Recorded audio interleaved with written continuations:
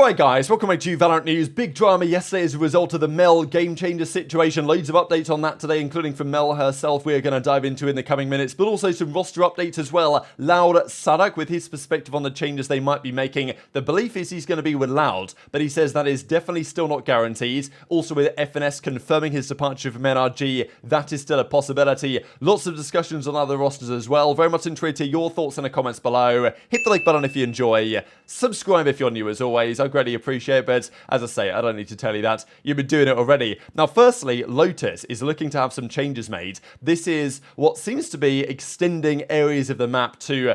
Some of these areas are super cramped, and the defenders generally have a really hard time. So a few of these areas they're looking to potentially expand, and especially something like this, for example, just to probably give the defenders a little bit more scope to actually defend. So these are possible Lotus changes. It's not confirmed or anything, but they're just some leaks that have been coming out as some things the developers are looking to try and make the map a little bit less claustrophobic, possibly. Also, let's talk rosters. FPX, who last year were the team that now became Na'Vi, but FPX are now, of course, a Chinese team, and Autumn, who is a player from Australia, is officially joining FPX Valorant. So I believe the teams are allowed one kind of import, I suppose. So, and the Chinese league, I guess that correlates to like anyone outside of China is therefore an import, but Autumn's coming in. So I think this is really cool. Not sure how it's going to work from like, you know, a language point of view or whatever, but yeah, this is a cool acquisition, and we'll see if it works for them, right? But yeah, Fun Plus Phoenix, Autumn is joining the roster going forward.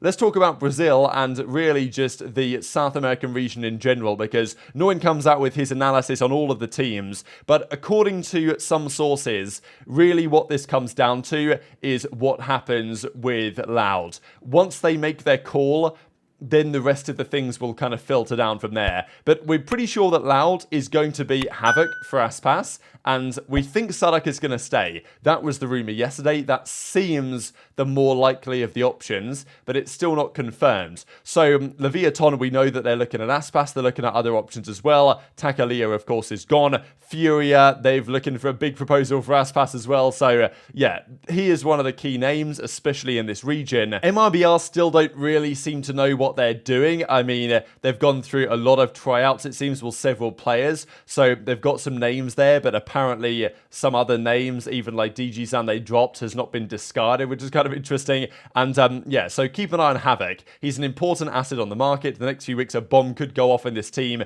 Few are prepared for what is to come, but I don't want to interfere in the progress of things. I'll wait to post on that. So yeah, definitely infer from that what you will. About Aspas, European teams are ruled out, and the Americas franchise is most likely destination for the player. Among them, NRG, Lev, Furia, other teams that have shown great interest. So yeah, that's what we talked about yesterday. Bleed, still an option, right? I won't stop mentioning them because they will become a player in this Rostermania period, but potentially not for Aspas. Now, another source says this, that the truth of this is that all of these teams are just waiting for the resolution of Loud. Once Loud confirm what they're going to do, whether that's Havoc for Aspas, whether that's Sadak stays or whatever, then the other teams will start to lock in. But they're still going to try for Aspas in the meantime, and I'm sure he's biding his time and frankly enjoying all the offers coming his way because he has likely the pick of the bunch. Now, we've got to double down on this whole meL drama. Now, unfortunately for meL, she didn't mean to get involved in this drama. She got dragged into this drama, not of her own accord.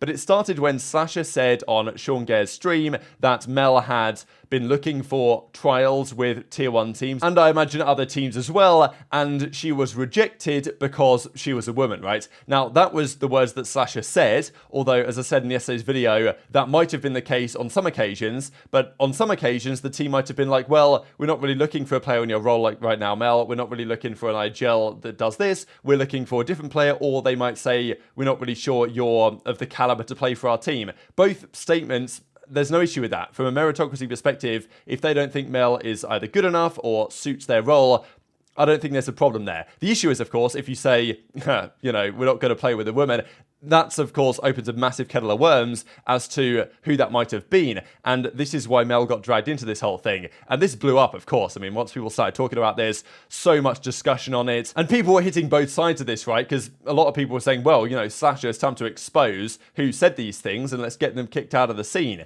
And others were saying, damn, meL, like, she's so salty that she's not getting a team and all this. And now she's using excuses. Like, meL didn't say any of this in the first place. It's not coming from her. So, you know, unfortunately, it just created all this, you know, controversy, which maybe needed to have happened. But anyway, so therefore people were like, well, hang on a second, why isn't Slasher saying who this is? If he says there's multiple teams, or at least it was implied that the teams that meL had spoken to, as, you know, and they were actually discussing Sean Gares and Slasher, that meL could be a good IGLing option for some of these teams. And the implication was that many teams had declined her because she is a woman. And therefore people like Trick was saying, well, all right, you know, let's expose who, you know, who said this? Which teams are we talking about in this situation? And, you know, also from Jonah P as well, going to be on G2 going forwards, we think. All I'm saying is if a player on a signed team says no to trying out a female player, they should be dropped instantly. And, of course, lots of discussion on this in the replies. Now, Slasher then clarified this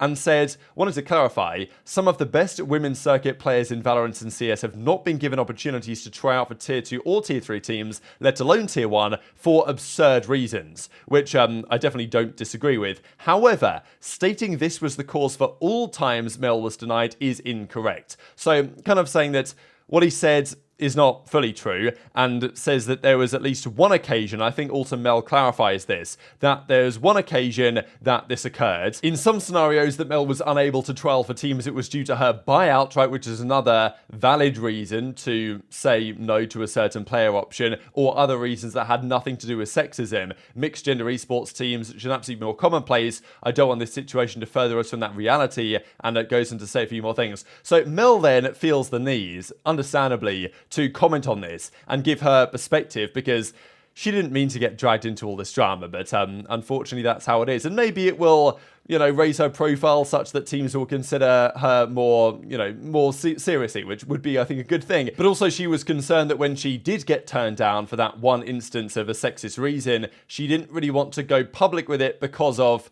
some of the implications and backlash that would occur as a result. And as she actually says, like, you know, teams not wanting to pay a buyout for me, or because I was viewed as too valuable of an asset to release this close to partnership selection when I'm so pivotal to my always application, which is very interesting. There was at least one situation where I was being considered, but it was soon communicated to me back from a Tier 1 team that a player was not comfortable playing with a woman. So, you know, clearly this has happened, and well, she knows, I suppose, which team this is. We probably will never know which player this might have been, and she decided at the time to let that rest because then she might be viewed as a liability for other teams. And I guess that's her fear with how things have happened yesterday, because as she says, when she saw this stuff, she was mortified with her face plastered over all these articles. And, you know, it's nice what she says. I think it's a really measured statement, because she discusses how, in general, the community is really supportive of her and of Game Changers players in general. Unfortunately, sexism is always going to exist to some extent. The vast majority of men in the professional community advocate for me, make themselves available for advice,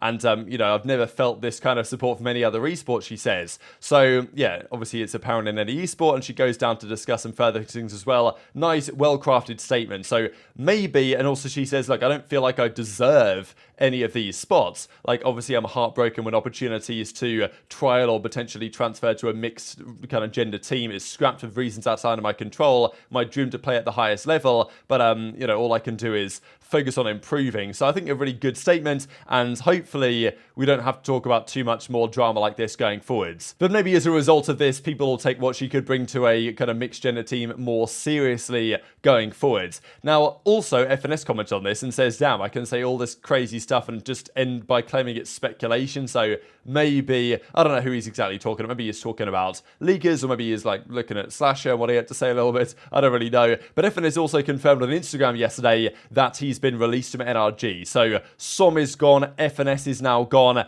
and they will probably just do content for the time being. They have ideas which players they would want to play with, but yeah, they probably won't be able to execute on those realities because there's no team that's really going to be giving them an offer right now to do what they want to do, it seems. Now, Sanak also commented and said, "Hey guys, passing by to give an update. My contract with Loud is no longer valid, and as a result, I'm opening to hear proposals. Talks with Loud are not over yet. We are talking about a possible renewal. In advance, I want to thank the entire staff." So this kind of says he might stay, he might not. And the rumor yesterday was that he's more likely to stay than go. This kind of implies that it's still in the balance somewhat. So this is what Flynn puts into his new spreadsheet. Before we get to the Americas, just quickly on EMEA, we see Redgar here. Probably the only real big changes on the Liquid and Carmine Corp thing, with Keiko coming in as a rumor for Liquid, and also Enzo probably will IGL over there now, with Redgar, who was, I think, initially linked to KC, and then was talked about with being back on Liquid, but now is going to be on KC as their IGL, it seems. So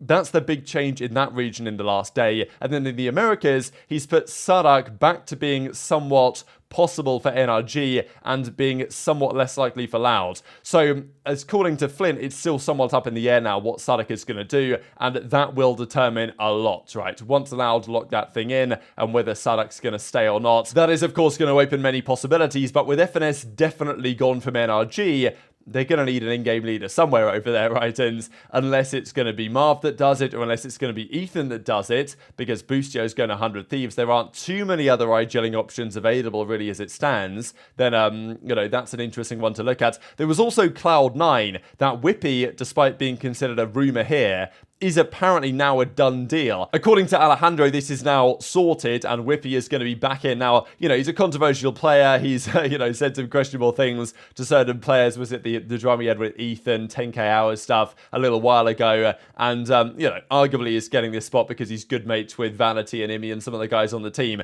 Seems underwhelming to me if this happens, but then again, Cloud9's change, bringing in Jake and Rooney, felt underwhelming, but that did work out really rather well for them. But then again, those players were kind of unknown quantities.